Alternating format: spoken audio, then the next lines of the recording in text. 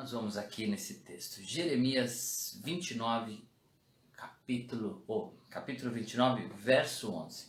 Antes de eu ler o texto, eu quero só contextualizar para a gente entender essa leitura.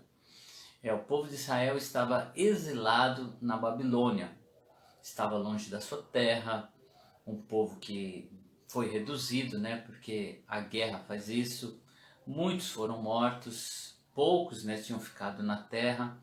A maioria do povo veio e estava na Babilônia, eles estavam cativos lá. E longe da terra, longe muitas vezes dos amigos, separados, sem escolha, em uma terra diferente. E começou aquele sentimento, as pessoas dizendo, falando, e surgiram lá os falsos profetas e cada um dizia uma coisa. Uns diziam assim,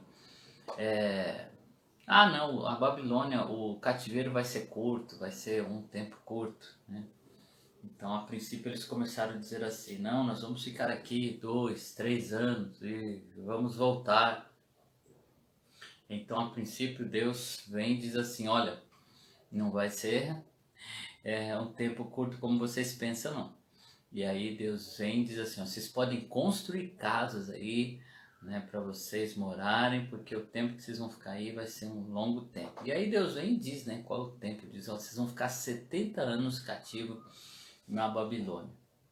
E aí o povo começa, um outro sentimento, aquele sentimento de, Deus nos desprezou, Deus não vai tirar a gente daqui, a gente vai ficar aqui, aquelas pessoas mais depressivas começaram a perder a esperança. Não, a gente nunca mais vai voltar para nossa terra, porque nós pecamos e deixamos o Senhor.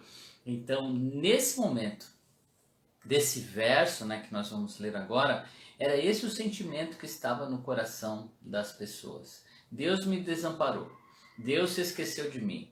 Olha, eu estou longe, estou numa outra terra, estou prisioneiro, eu não tenho como sair dessa situação. E aí eles começam a falar em nome de Deus. Olha, Deus vai fazer isso, Deus vai fazer aquilo. Então, para a gente ler esse texto aqui, eu não sei qual é o seu contexto. Como é que você está aí se sentindo hoje? Talvez o seu coração esteja entristecido, talvez a esperança se foi, talvez o desemprego, a doença, uma tristeza que se instaurou aí, a depressão te pegou aí e hoje é aquele dia que você não acordou bem, você está para baixo, se sentindo desprezado de Deus, se sentindo longe, abandonado, distante. Então, esta carta que Jeremias escreve àqueles que estão cativos na Babilônia, ela é tão viva, como foi naquela época. Essa carta, quando chegou lá, ela também está muito viva hoje para você que está em uma situação semelhante. De alguma forma o seu coração está aí, com uma pequena faísquinha, e a Bíblia diz para não apagar o pavio que fumega, que está lá saindo a fumacinha, quer dizer, olha, ainda tem um pouquinho de fogo aí. Então essa palavra vem para chegar ao seu coração. E esse é o texto, Jeremias 29, verso 11, onde Deus vem questionar, porque as pessoas estavam falando em nome de Deus. Então o texto diz assim, porque sou eu que conheço os planos que tenho para vocês, diz o Senhor, planos de fazê-los prosperar e não de lhes causar dano, planos de dar-lhes esperança e um futuro. Então Deus vem dizendo assim, eu vim dar esperança para você. Talvez você está aí se sentindo desamparado, sozinho, e Deus ele vem e diz assim, olha, eu não autorizo ninguém que eu não mandei falar por mim. Eu envio sim os meus profetas, mas essas pessoas que estão falando com você aí não estão falando da minha parte, porque eles estão roubando a sua esperança, levando embora a sua alegria. Então Deus vem e declara, sou eu que sei os planos para você. Nem você mesmo sabe os planos, porque às vezes o nosso coração também entra em crise, e nós mesmos não conseguimos mais nem sonhar. Eu me lembro de uma época que eu estava numa crise tão grande, e eu estava na faculdade nessa época, e um dos professores lá, ele fez uma pergunta: qual é o seu maior sonho? Vocês acreditam que eu não conseguia escrever nada? Eu não sonhava, eu deixei de sonhar. A dor, aquela situação era tão difícil que roubou os sonhos. E às vezes nós estamos assim.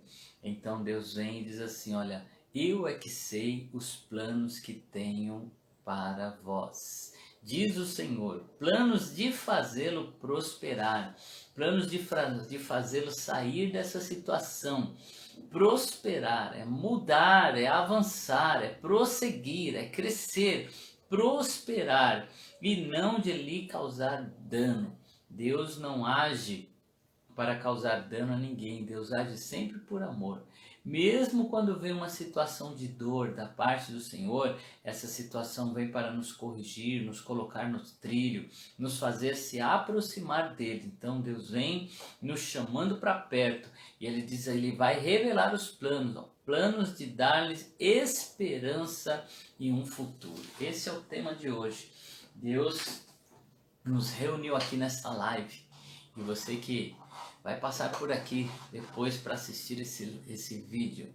Deus nos reuniu aqui, Ele te trouxe aqui para te dar esperança, para dizer a você, volte a sonhar, volte a crer. Deus, Ele tem planos bons para a sua vida. Deus quer ver você prosperando, Deus quer ver você fora dessa situação. Você não está esquecido por Deus.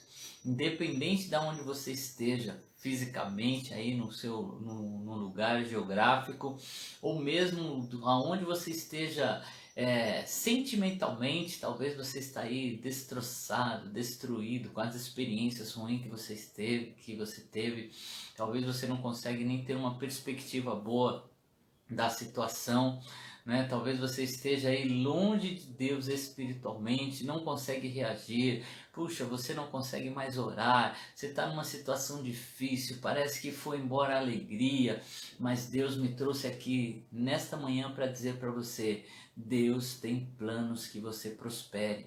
Deus veio para te trazer esperança, para que você olhe para frente e para que você creia que não está sozinho.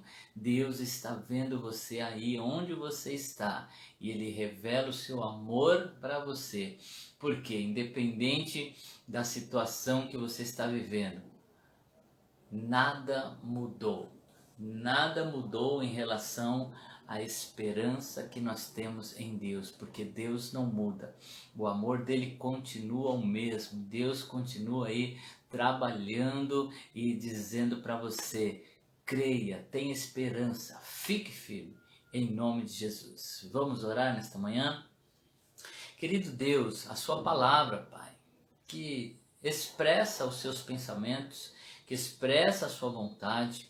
Ó Deus, não adianta nós, Pai, queremos falar como um jargão que usamos muito, né? Ah, eu sempre digo isso. Não é o sempre dizer que vai fazer aquilo se tornar real, e sim o dizer a tua palavra, dizer a verdade.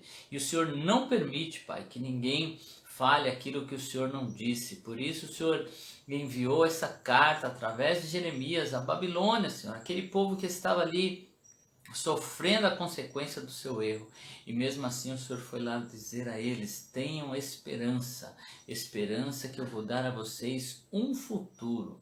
Oh Deus, a esperança que o Senhor nos dá, Pai, nos faz olhar para frente, nos faz crer que dias melhores virão, nos faz crer, ó Pai, que o Senhor ainda vai nos levar a lugares altos, ó Pai, o Senhor ainda vai usar as nossas vidas para tocar esta terra, o Senhor não se esqueceu de nós, isso nos dá esperança. A prova é, Senhor, que nesta manhã o Senhor nos dá esta palavra, ó Deus, revelando que o Senhor quer que a gente prospere. Por isso, Pai, em nome de Jesus, nós declaramos ao nosso coração, que muitas vezes é levado pelas emoções e fica desanimado, mas nós declaramos a tua palavra, como Davi ministrava a sua alma. Oh alma, porque você está perturbada, angustiada dentro de mim, se alegra em Deus. Tu és a nossa esperança, Pai. E nesse dia nós declararemos isso. A nossa esperança nada mudou, porque Deus não muda. Abençoe, Pai, o dia de cada um. Esteja ao nosso lado, Pai.